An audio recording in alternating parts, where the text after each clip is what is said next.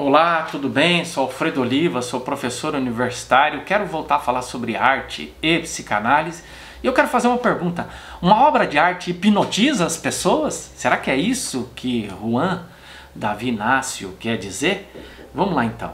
Juan Davi Inácio, que eu estou usando o livro dele como referência para refletir sobre arte e psicanálise, é um psiquiatra e psicanalista argentino, nascido em 1942, que vive na França desde 1969, frequentou seminário de Lacan, foi professor na Sorbonne por mais de 30 anos, e esse livro, 9 lições sobre arte e psicanálise, foi publicado em 2014 na França e traduzido pela George Zayre em 2017.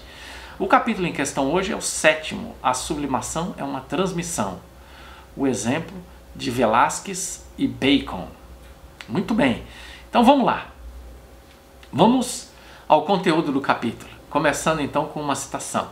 Minha hipótese é a seguinte: só há sublimação das pulsões do artista se a obra que ele produz comove o espectador ou espectadora, despertando-lhe o desejo de criar também e às vezes dando-lhe forças para realizar ele mesmo uma obra. Puxa vida, isso é interessante, né? O processo de sublimação, que é a canalização de uma pulsão para a criação de uma obra de arte, no caso específico, para a criação de uma obra, para a criatividade, né? Então toda criação, toda criatividade tem como base uma pulsão que foi sublimada, de acordo com a ideia aqui defendida pelo Juan Davi Inácio, e ele diz que esse processo de sublimação só acontece quando não apenas o artista faz isso consigo, mas quando ele consegue produzir o mesmo com a pessoa que assiste ou que vê a sua arte. E ele diz ainda: com efeito, conceba a sublimação como a transmissão do desejo de criar entre um artista e quem contempla a sua obra. Em nosso caso, entre Velázquez, o artista, e Bacon, o espectador, igualmente criador de uma obra. Ele está falando da a gente usa em semiótica intertextualidade, né? Quando há uma sobreposição de conteúdo, né? Aqui ele está falando de uma obra produzida por Velázquez que foi reproduzida, ou que inspirou Bacon a produzir também uma obra. E ele está dizendo que o processo de sublimação que se deu com Velázquez produziu um impacto sobre Bacon, que também é um artista, que também tinha capacidade técnica para dar expressão, e criou também uma obra de arte, né? A gente vê muito isso, por exemplo, no caso do Van Gogh, quando ele estava incapacitado de ir pintar ao ar livre, ele pegava gravuras de artistas, utilizava essas gravuras para pintar e recriava, né? Então, o artista original havia tido uma experiência de sublimação e o artista observador também tem uma experiência de sublimação observando aquela obra de arte, né? A questão é, isso acontece com a gente também, que é um espectador ou espectadora comum. Talvez nem todo mundo que esteja me vendo seja um artista, uma artista profissional e seja capaz, por exemplo, tem condições técnicas de ao observar uma obra de arte, expressar criatividade produzindo uma outra obra de arte, né? Em sintonia com aquela obra de arte original, né? Eu fiz uma experiência assim.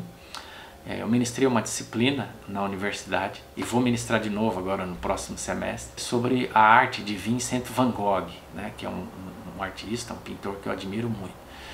E uma das atividades, vamos dizer assim, de avaliação, entre aspas, que eu propus para os meus estudantes e que eles toparam, né, elas toparam, foi pegar qualquer obra do Vincent van Gogh e produzir uma tela. E muitos dos estudantes conseguiram, todos eles conseguiram fazer, mas muitos delas conseguiram fazer coisas muito bonitas, muito interessantes, né? Então é esse o processo de sublimação, quando a gente chama de releitura da obra de alguém, né? Essa obra produzindo um impacto sobre o espectador ou espectadora. E ele diz, ó, a pulsão é uma força, um impulso, um movimento, um impulso que nasce com a excitação de uma zona erógena do corpo. De imediato desenvolve-se mentalmente e encontra uma imagem psíquica, mais exatamente uma representação inconsciente. Essa pulsão, para se realizar, ela precisa ganhar uma forma. Uma das possíveis formas é através do processo de sublimação, né? Ganhar forma através de uma imagem física pintada, né? Que fique claro, a pulsão não aspira senão a descarregar a sua atenção o mais rapidamente possível, desencadeando uma ação motriz capaz de extinguir a excitação que a fez nascer. E sim, o eu tem medo de sofrer ao deixar-se arrastar pela descarga motora incontrolável que a pulsão exige. Temendo ser transbordado por uma descarga não controlada, o eu interpõe então obstáculos com o propósito de rechaçar a força pulsionar que pressiona.